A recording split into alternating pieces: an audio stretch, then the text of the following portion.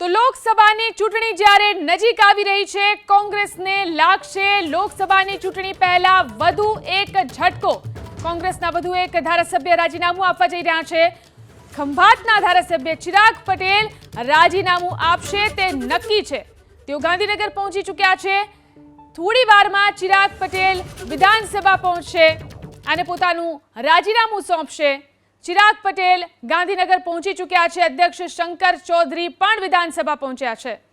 આ વિશે વધુ જાણકારી મેળવી અમારા સંવાદદાતા હિરેન રાજગુરુ આપણી સાથે જોડાયા છે. હિરેન, હવે જે સમાચારો પ્રાપ્ત થઈ રહ્યા છે, ચિરાગ પટેલ પણ પહોંચ્યા છે વિધાનસભા સાથે, શંકર ચૌધરી પણ વિધાનસભામાં પહોંચી ચૂક્યા છે, શું ખબર?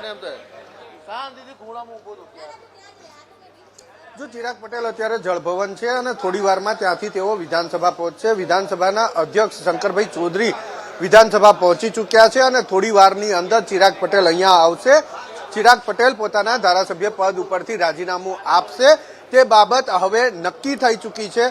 થોડી વાર પહેલા જ ભારતીય જનતા પાર્ટીના ઉપાધ્યક્ષ ભરત બોઘરા પણ અહીંયા પહોંચ્યા છે, વિધાનસભા પહોંચ્યા છે. તેઓ એટલે સ્પષ્ટ અત્યારે માનવામાં આવી રહ્યું છે અને માહિતી પણ એ પ્રકારની મળી રહી છે કે ચિરાગ પટેલ કે જે ખંભાતના ધારાસભ્ય છે એ આજે પોતાના ધારાસભ્ય પદેથી રાજીનામું આપશે. હવે માત્ર ગણતરીની મિનિટો બાકી છે અને એની રાહ જોવાઈ રહી છે કે ચિરાગ પટેલ અહીંયા આવે, અધ્યક્ષની ચેમ્બરમાં જાય અને અધ્યક્ષને પોતાનું રાજીનામું આપે. જો કે શંકરભાઈ ચૌધરી તરફથી આ વખતે મીડિયાને પણ એ કહેવામાં આવ્યું છે કે આ વખતે તેમની કેબિનની અંદર કોઈએ જવું નહીં, કારણ કે મીડિયા મિત્રો છે તેની સંખ્યા વધી જાય છે અને પછી ત્યાં ધક્કામુક્કી જેવો માહોલ થાય છે. પરિણામે શંકરભાઈ ચૌધરી દ્વારા કહેવામાં આવ્યું છે કે કોઈ પણ મીડિયા મિત્રોએ આ વખતે તેની કેબિનની અંદર જવું નહીં.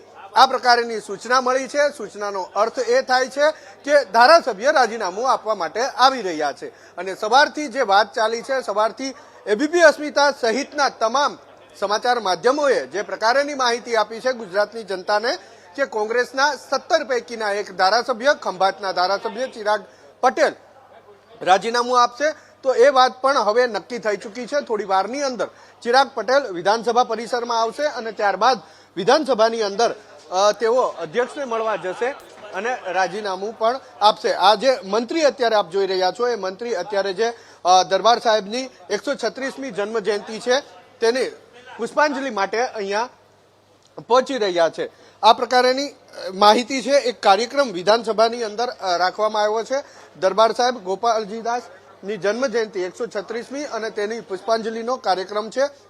તેના કારણે પણ આ તમામ મંત્રી જે અહીંયા હાજર છે તે અહીંયા આવી રહ્યા છે. રાહ તમામ મીડિયાના મિત્રો, ન માત્ર એબીપી અસ્મિતા પરંતુ તમામ મીડિયાના મિત્રો ચિરાગ પટેલની જોઈ રહ્યા છે. કારણ એ છે કે ચિરાગ પટેલ હવે પોતાના ધારાસભ્ય પદેથી રાજીનામું આપશે અને 1 વર્ષનો સમયગાળો તેમણે ધારાસભ્ય પદે રહ્યા.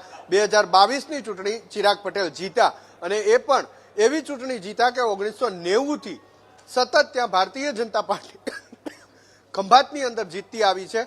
ખંભાતની બેઠક 1990 પછી ક્યારેય કોંગ્રેસ જીતી નથી. સળંગ ભારતીય જનતા પાર્ટી જીતતી આવી હતી.